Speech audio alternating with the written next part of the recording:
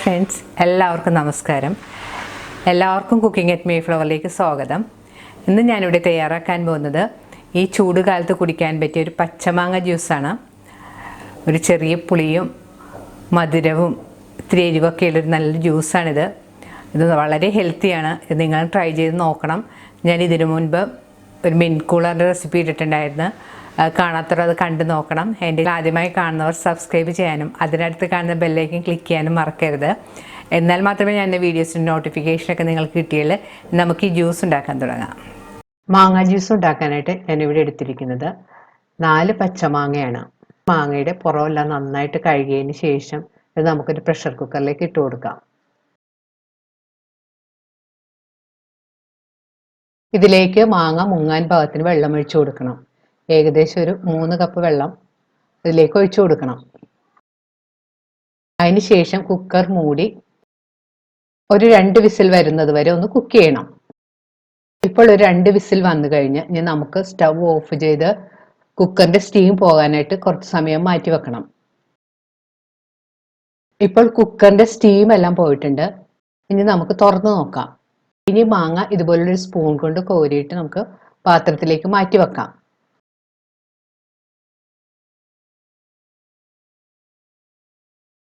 ഇനി ഈ മാങ്ങ ഒന്ന് തണുക്കാനായിട്ട് നമുക്ക് മാറ്റി വെക്കാം.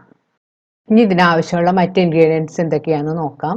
കുരുമുളക് പൊടി, ജീരകം വറുത്തു പൊടിച്ചത്, ഒരു നുള്ളുപ്പ്, പഞ്ചസാര.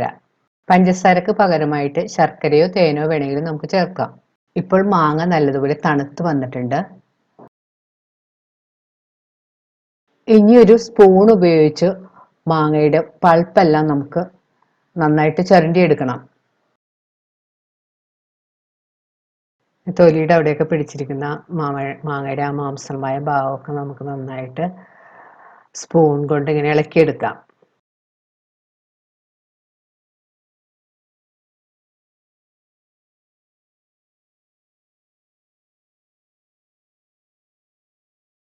മാങ്ങ നന്നായിട്ട് വെന്ത് നല്ല പൾപ്പ് പോലെ ആയിട്ടുണ്ട്. കട്ടയൊന്നുമില്ല. മാങ്ങ തിന്ന ആരുമില്ല, അതുകൊണ്ട് അരിച്ചെടുക്കേണ്ട ആവശ്യമില്ല. കൂടുതലും നാര് കട്ടയൊക്കെ ഉണ്ടെങ്കിൽ നമ്മൾ അരിച്ചെടുക്കണം. മാങ്ങയുടെ പൾപ്പ് സ്പൂൺ കൊണ്ടൊന്ന് നന്നായിട്ട് ഉടച്ച് മിക്സ് ചെയ്ത് കൊടുക്കണം.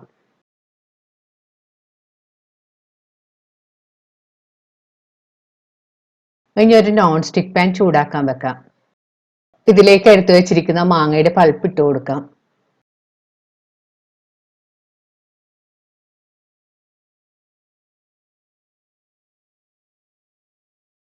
ഇതിലേക്ക് 1/2 കപ്പ് വെള്ളവും കൂടെ ചേർത്ത് കൊടുക്കാം. ഇതിലേക്ക് എടുത്തു വെച്ചിരിക്കുന്ന പഞ്ചസാരയും കൂടി ചേർത്ത് നന്നായിട്ട് മിക്സ് ചെയ്ത് കൊടുക്കാം.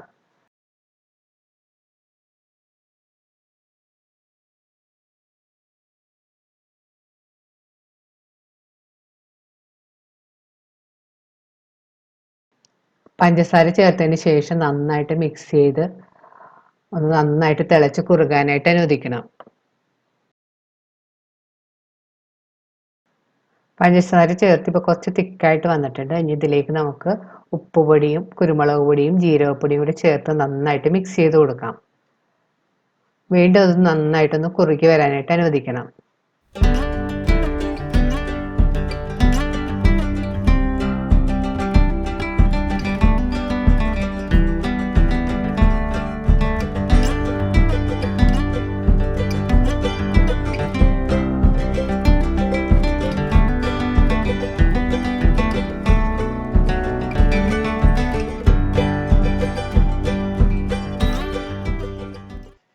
ഇപ്പോൾ മാങ്ങാപ്പൾപ്പ് കുറച്ച് തിക്കായിട്ട് വന്നിട്ടുണ്ട്. ഇനി നമുക്ക് സ്റ്റവ് ഓഫ് ചെയ്യാം.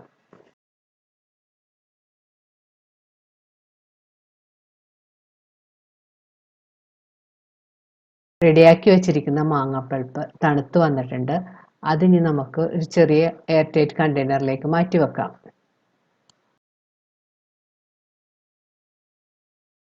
ഇത് നമുക്ക് ഒരാഴ്ച വരെ ഫ്രിഡ്ജിൽ സൂക്ഷിക്കാവുന്നതാണ്. അതിൻ്റെ ആവശ്യത്തിന് എടുത്ത് നമുക്ക് ഉപയോഗിക്കാം.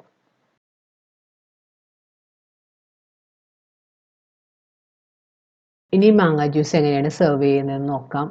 2 നീളമുള്ള ഗ്ലാസ് എടുക്കുക.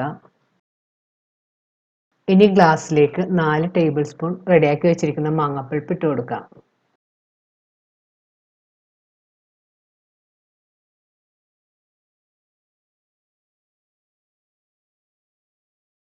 ഇനി ഇതിന്റെ പുറത്തേക്ക് കുറച്ച് മിന്റ് ലീവ്സ് ഇട്ട് കൊടുക്കാം. ഇനി ഇതിലേക്ക് ആവശ്യത്തിന് ഐസ് ക്യൂബ്സും കൂടി ഇട്ട് കൊടുക്കാം. ഇതിലേക്ക് ആവശ്യത്തിന് തണുത്ത വെള്ളം കൂടി ഒഴിച്ച് നന്നായിട്ട് മിക്സ് ചെയ്ത് കൊടുക്കാം. അവസാനം കുറച്ച് മിന്റ് ലീവ്സ് വെച്ച് ഗാർണിഷ് ചെയ്യാം.